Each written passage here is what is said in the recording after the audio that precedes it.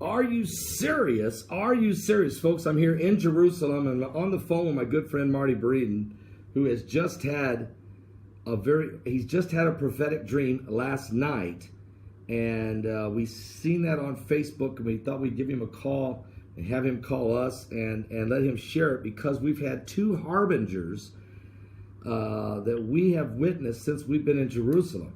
We witnessed, and you've seen it on this video. You saw the thumbnail of the American flag and the Israeli flag with the smoke roaring behind it. If you saw that thumbnail, what that was when we were backing out of the Sea of Galilee, and they were lifting on the stern of the boat, they were lifting the American flag and playing the national anthem, and as those two flags met, behind it was this incredible amount of smoke roaring from off the Sea of Galilee. It was quite a prophetic picture taken by Alicia Stanton, and Heidi actually even got some videotape of that.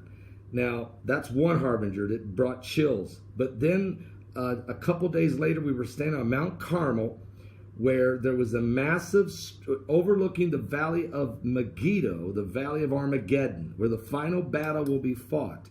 And as we were standing up there, there was a severely strong east wind blowing right in our face. So strong that the tour guide we have, who's been doing this for 32 years, said she'd never seen anything like this in her life. Strongest east wind over the valley of Armageddon. What does this mean? When I immediately think of the Bible, I think of Revelation, how that these three unclean spirits rise up out of the mouth of the dragon, the mouth of the mouth of the false prophet, the mouth of the beast, and they stir up the kings of the east. You know, I can't help but think about that. But now Marty has had a dream. I want to hear what God has revealed to him in a very prophetic dream. Marty, great to have you here.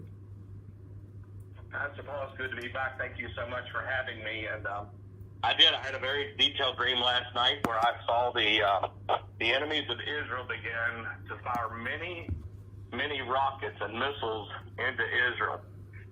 In the dream, I could tell that their goal was to hit Tel Aviv and to hit Jerusalem and other very populated areas of the nation.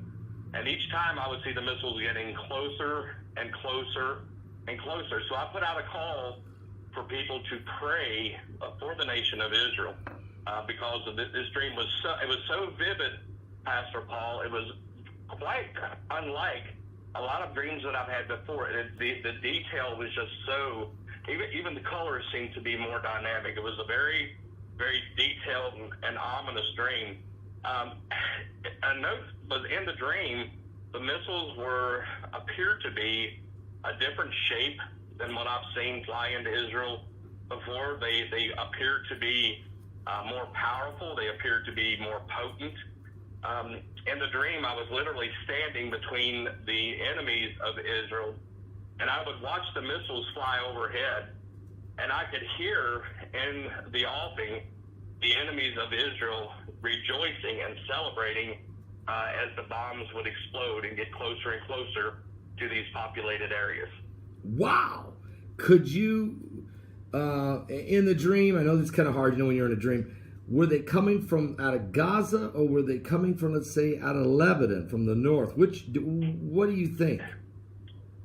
I can't say with certainty. I was really, and it's funny you would ask, and that's a great question, because I can remember in the dream trying to get my bearings to get some type of coordinates of where I was standing, if it was coming north, south, east, west. I was trying to get bearings, and I could not determine. It seemed that I was just way out of source. These things just kept coming and coming and coming, and I could not gather my bearings. You sensed that these were different rockets, something new, something more precise, something totally... These appeared to be more potent and more powerful. Even the shape of them appeared to be unlike anything that I've ever seen, pictures-wise, that Israel has taken pictures of later on of rockets that have flown into Israel. Some of these appeared to be more like missiles than rockets, and they were extremely potent. When they would explode with great violence. I've got some friends that are, I've got some connections.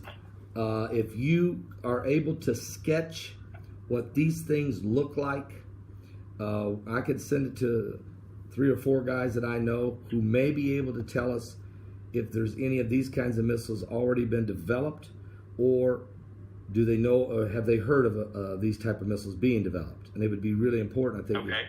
It'd be really great to do that, because this might help us identify who the enemies are, if they are already rockets that are already developed from maybe, let's say, a country that has more precision type weaponry, like Russia or somebody, or China, Right. who knows.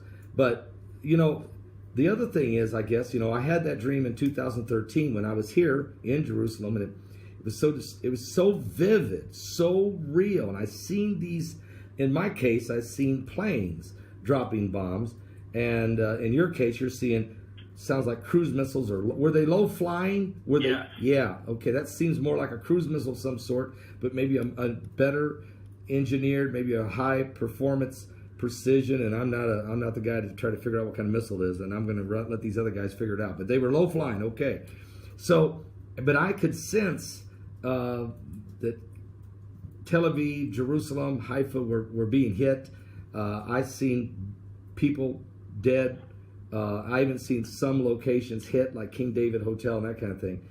But again, I could not, all I could do, I was so disturbed by it. They didn't overtake Israel. Israel was not overtaken in my dream, but was definitely devastated by this attack.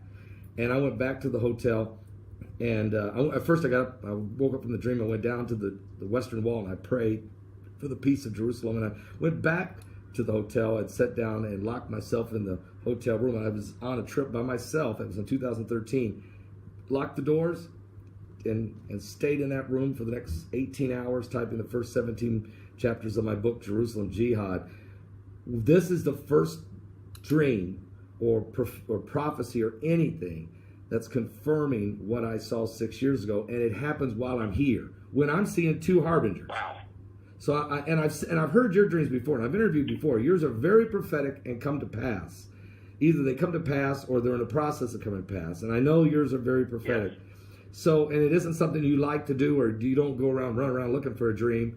When God, No. As a matter of fact, and I told you, I said there are times that I'll go for weeks and months and not dream, and I certainly never ask for it. As a matter of fact, to be quite honest, and I've probably never said this publicly before, but there have been seasons, kind of like I'm going through right now, where I will dream quite often. I have literally went to bed at night and said, "Okay, Lord, if you want to speak, I'll listen, but I would appreciate some rest tonight." It's amazing. Okay, Now how did you feel in this dream? What was your emotions? I remember being very disturbed by hearing the enemies of Israel rejoicing. I got angry because I thought, here these people are, the Jewish people, trying to live in peace and just trying to survive, and yet once again they are being attacked. I also had the sense that once this initial attack came, because it was a different type of attack, it was a different type of missile, there was different weaponry, that there was going to be quite a response, a very, very bold and powerful response. I remember thinking, this is going to be really bad. Wow.